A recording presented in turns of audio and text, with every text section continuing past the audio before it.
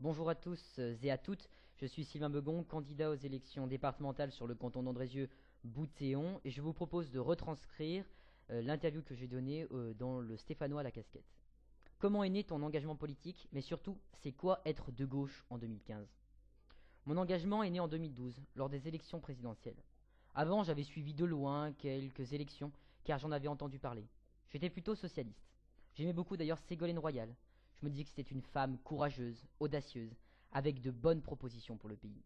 Puis en 2012, j'ai découvert Jean-Luc Mélenchon, comme beaucoup de citoyens qui, eux non plus, ne le connaissaient pas. J'ai retrouvé dans ses propositions toutes les valeurs auxquelles je crois encore aujourd'hui.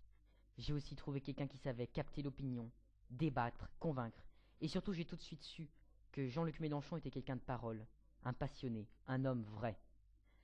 Je me suis donc engagé en politique, en rejoignant des sympathisants du Front de gauche, sans que j'appartienne réellement à un parti. Puis je me suis tourné vers le parti de gauche. C'est un parti jeune, dynamique, qui innove, et surtout qui ne reste pas dans la contemplation. C'est un parti qui agit. J'ai donc participé aux élections municipales sur Saint-Étienne. Ensuite, je me suis engagé dans des luttes, notamment celles pour les jeunes de Saint-Étienne qui devaient être expulsés, alors qu'en fait ils étaient scolarisés et préparaient des examens. On a eu aussi l'engagement contre la guerre en Palestine, puis pour les élections européennes.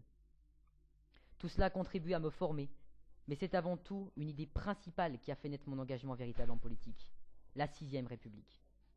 Cette idée apparemment banale est, je pense, la seule solution aux problèmes actuels.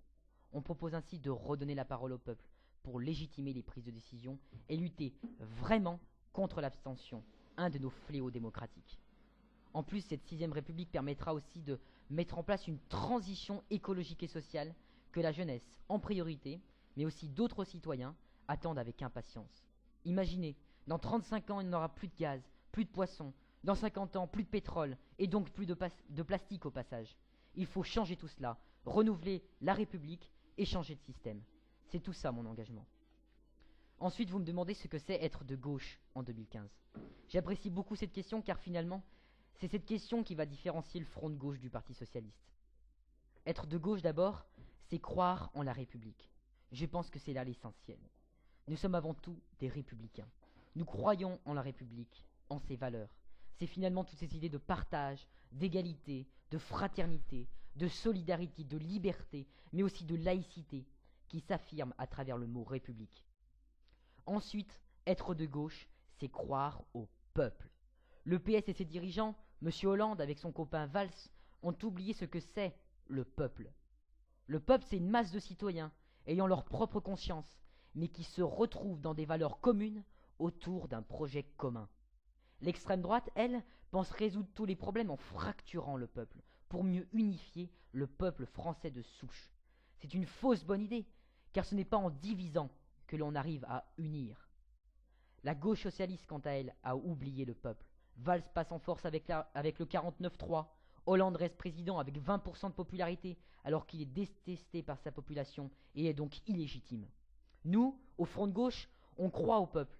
C'est avec ce projet commun, la sixième République, où chaque citoyen aura son mot à dire, où chacun pourra participer à la vie politique, que l'on arrivera à unifier le peuple. En plus de ça, le Front de gauche est dit proche du peuple. Regardez nos candidats aux élections, ils sont tous issus du peuple. On a des professeurs, des ouvriers, des jeunes étudiants, des salariés, des cadres. Nous n'avons pas de professionnels de la politique, pas de technocrates. On a des candidats du peuple qui connaissent leur canton, sa population. Ça aussi, c'est être de gauche. Enfin, être de gauche, c'est aussi croire en l'écologie. Se tourner véritablement avec des mesures fortes et concrètes vers la transition écologique, au travers par exemple de l'économie de la mer, en produisant du bioplastique avec des algues, en favorisant des circuits courts, l'économie sociale et solidaire, l'accès à la terre pour les porteurs de projets agricoles, mais aussi les marchés paysans et les labels. Être de gauche, c'est donc aussi proposer et être dans l'action. Question numéro 2, cela te fait quoi d'être le plus jeune candidat de la Loire? Ça me fait vraiment plaisir d'être le plus jeune candidat de la Loire. J'espère être aussi d'ailleurs le plus jeune candidat de France. Je pense que c'est important de montrer que l'on peut être jeune, mais à la fois motivé, qualifié et capable d'y arriver. J'espère aussi montrer à tous les citoyens que la jeunesse s'engage, qu'elle a des idées et des projets novateurs. J'essaye aussi d'apporter un peu de nouveauté dans la forme que peuvent prendre nos actions politiques. Question 3. Est-ce que le fait d'être candidat pour ces élections départementales motive les jeunes autour de toi pour aller voter? J'espère que oui. On a tous en tête cette jeunesse qui ne comprend pas les politiciens, qui ne va pas voter, qui ne différencie pas la droite de sa gauche. Mais je vous assure que lorsque l'on se sent représenté par quelqu'un qui a les mêmes caractéristiques que soi, on pense tout à fait différemment. Pour une fois, les jeunes auront quelqu'un du même âge qu'eux, qui se présentera aux élections. Ils seront enfin considérés et défendus par quelqu'un qui comprend leurs demandes et leurs attentes. Aujourd'hui, beaucoup de citoyens de tout âge ont compris qu'il fallait renouveler la classe politique. Nos élites se font vieillissantes, il faut les rajeunir. J'espère ainsi représenter tous ceux qui veulent vivre avec leur temps pour ne pas être en retard sur leur époque. Question 4. Tu es remplaçant, mais sur une liste avec peu de chances d'être élu. Envisages-tu de faire de la politique sur la durée? Effectivement, je suis remplaçant, mais je ne suis pas tout à fait d'accord sur le fait que notre liste ait peu de chances d'être élue. En effet, même si l'on sait que ça va être difficile, je crois qu'on a des chances de faire un bon score et d'aller chercher un second tour. Le PS présent sur notre canton est complètement ridicule. Ce sont des parachutés. Il y a même quelqu'un dans le rang qui côtoie le modem. Je pense que les citoyens ont envie de sanctionner cette politique austéritaire qui est menée par le gouvernement, et le PS, je pense, sera pitoyable. Nous, on propose. On est à gauche, contre l'austérité. On a aussi une fibre écolo. On veut redonner la parole, le pouvoir au peuple. Je pense que les déçus de la gauche peuvent se retrouver dans notre liste, qui, je pense, peut créer la surprise. Ensuite, si nous ne sommes pas élus avec Laurent Pouzet, Christiane Matteo, les candidats titulaires, et Nicole Bietrix, remplaçante, je pense d'abord terminer mes études de sciences politiques avant de faire carrière. Cependant, je resterai engagé, comme je le suis maintenant, en défendant ce en quoi je crois, c'est-à-dire la défense de notre patrimoine, dilapidé par les financiers et les investisseurs étrangers, mais aussi le combat pour l'égalité et la défense de nos acquis sociaux.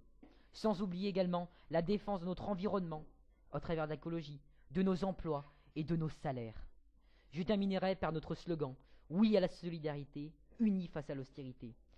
Et enfin, chers amis, chers camarades, n'oubliez pas d'aller voter pour la liste Front de gauche, citoyenne et anti-austérité le 22 et 22 mars prochain. Merci.